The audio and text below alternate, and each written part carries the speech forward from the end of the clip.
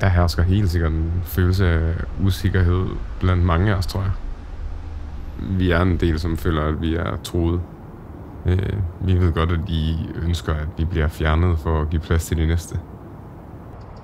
Altså, I mente jo dengang, at der var brug for os.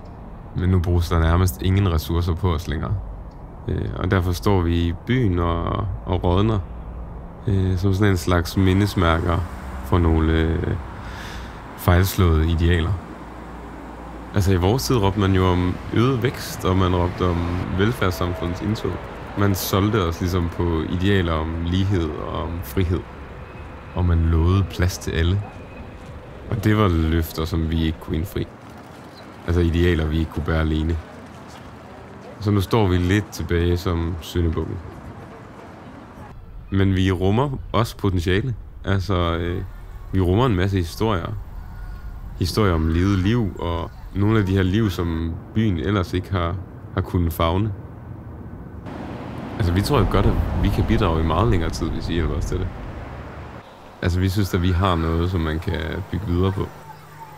Vi er måske ikke bevaringsværdige. Men er vi så ikke forandringsværdige?